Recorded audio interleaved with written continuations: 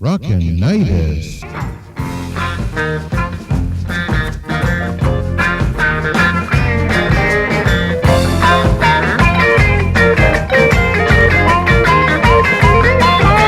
I wanna go to heaven, but I've been told the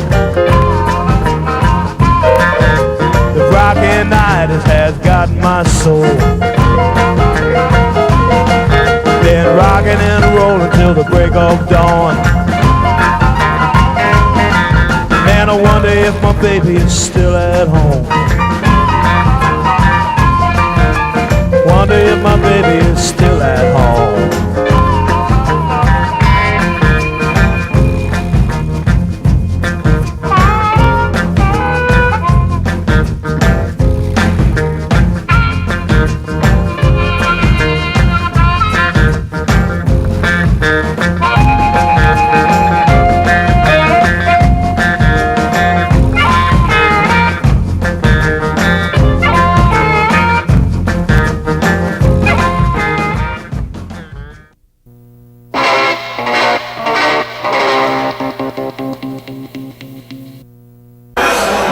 My name is Nikki Hill, and you're watching Willmore's Rockinitis, a Rockin history show.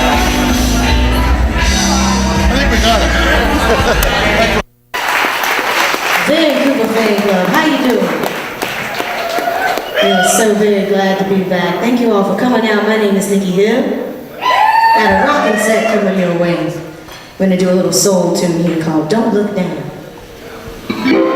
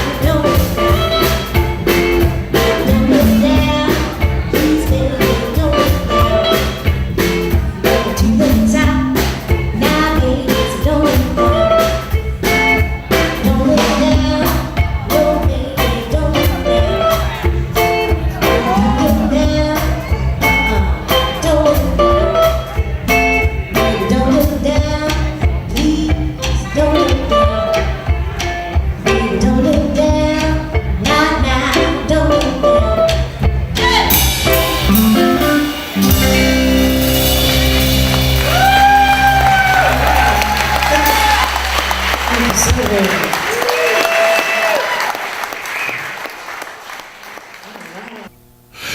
Hi, cats and kittens. Welcome to Rockinitis. My name is Michael Willmore, and today we're going to be featuring a very special lady called Nikki Hill.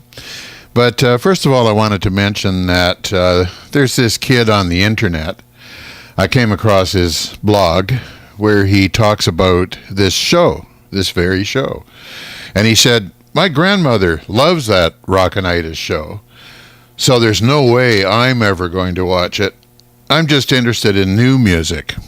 Look, we've got to get away from this idea that music is just generational and confined only to its own era. Music is timeless because quality is still quality. And when I went to go and get my AR-11 speakers repaired. One side was, I put new surrounds in them, and I did it properly on one side, but the other speaker didn't work right. It was out of sync. So I took it back and got it repaired. And I said, I don't even know if it's worth repairing these. They're so old. And the guy said to me, quality is still quality. You can't even get quality like this now. So anyway, what I'm basically saying is that music is timeless. Quality is still quality. And often music from the old days has a patina that can't be recreated today. So it's better to listen to the real thing, the authentic stuff. You hear that, you whippersnapper? My stepfather, who's now long gone, he used to use that term, whippersnapper. He used to refer to anybody that disagreed with him and his traditional views as being, especially if they were a lot younger than him, he would refer to them as a whippersnapper. Now, Nikki Hill, she's from Durham, North Carolina. And if any of you know your U.S. geography and history, that's tobacco country. And she sang in gospel choirs as a child, and she started singing secular in the nearby college town of Chapel Hill, and she paired up with her guitar-playing husband, Matt Hill, and relocated to St. Louis, Missouri, touring Europe and the U.S. to promote this 2013 CD, which is absolutely wonderful. And I love the back cover, too. Anyway, it's called Here's Nikki Hill, and it's got a cover very reminiscent of the first album by Little Richard. And if you look at the Nikki Hill album, and then if you look at the original Little Richard album, there's a lot of similarity, don't you think? My copy of the Little Richard album I got for $5 at the last record collector's swap meet. And it's an original Canadian issue. Because if you look at the label, it's on up here. It says it's on the specialty record label, which is the U.S. label. But down here, it's on Regency, which is the Canadian label. A lot of albums that came out back then got, I don't know what you call it, got branch plant labels, Canadian labels issuing them. So I remember I once met a collector that collected American R&B on Canadian labels. Now that is definitely narrowing it down as far as being a collector is concerned. Anyway, original issue and the reissue came out on the Ace record label out of England. So both of these albums are the first album by Little Richard.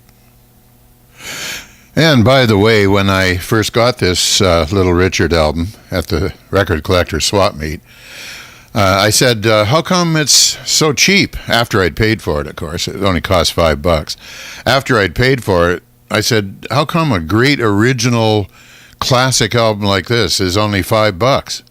He says, you can't sell a 1950s album now to save your soul.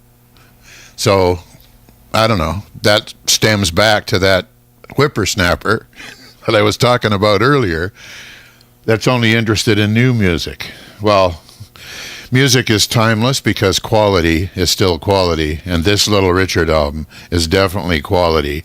And the album inspired by it, by Nikki Hill, is also quality.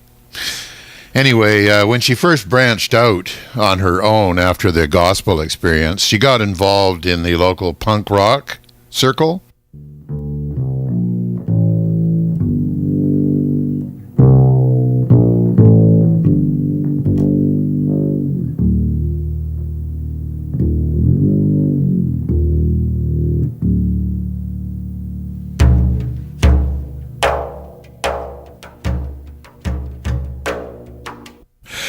And Nikki Hill says this: "Punk rock was fun, but being a woman of color in the punk scene, I wanted my own style and my own image. So I started getting into vintage stuff and finding the most eclectic people of that time.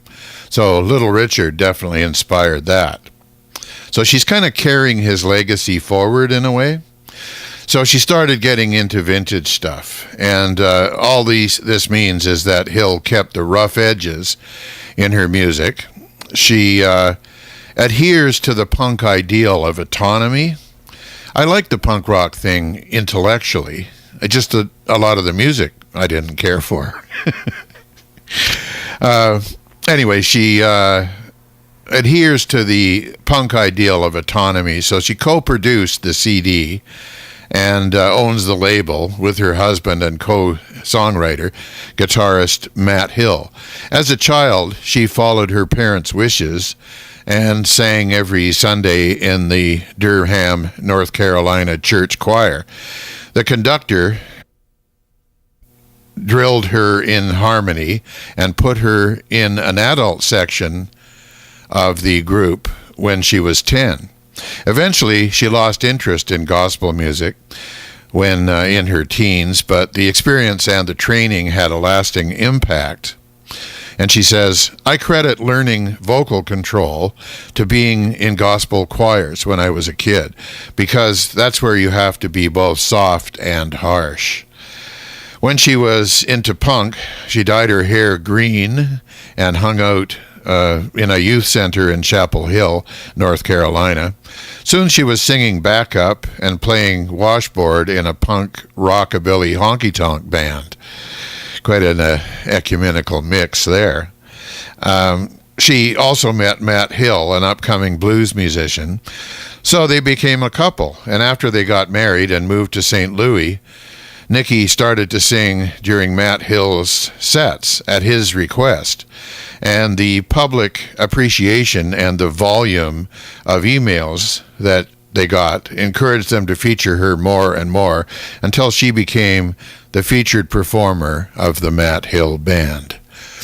And here's Nikki Hill doing a Little Richard tune, one of his biggest hits, and giving it putting a few new wrinkles in it and giving it a new lease on life. This one goes out to you. This is by one of our all-time favorites, Mr. Little Richard. This is called The Girl Can't Help It. She's not like a woman,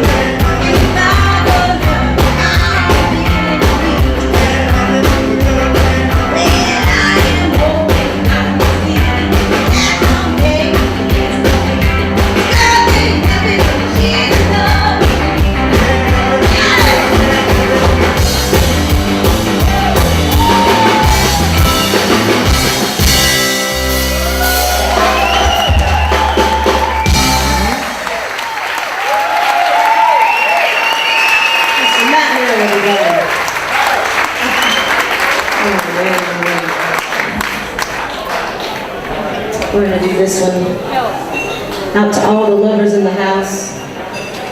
Lovers, friends, if there's just someone in the room and you need an excuse to grind on them, this is the song for you.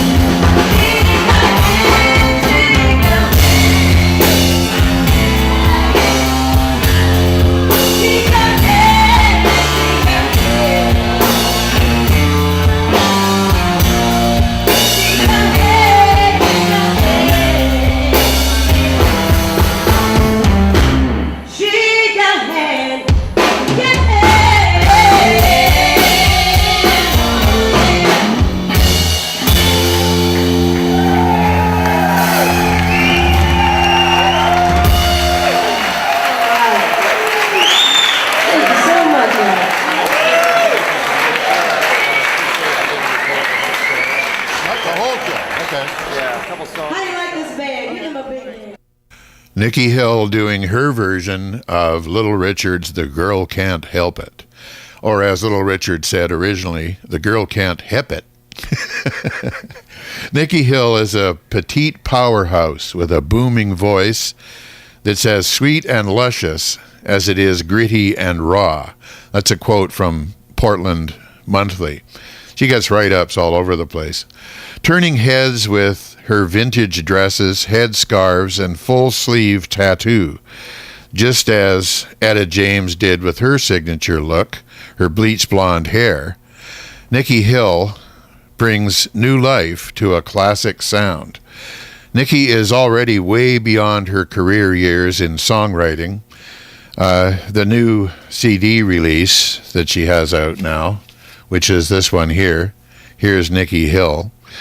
Well, it has 7 original songs, which range in theme as well as diverse arrangements and melodies, which Hill comes up with on her own before introducing the tunes to the band.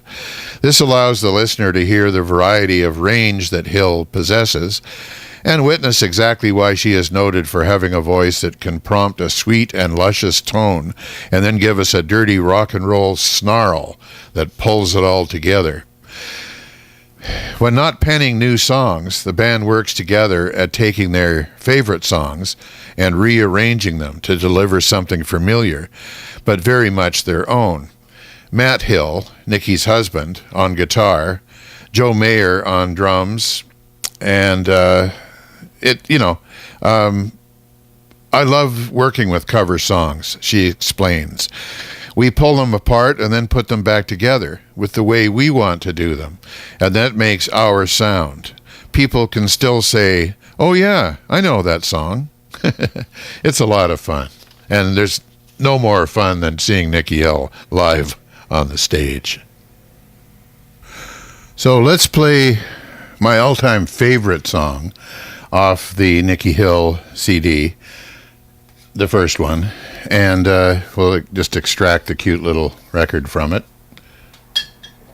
I shouldn't say record. I should say let's extract the cute little CD from it and see if we can get it happening here on the record player. And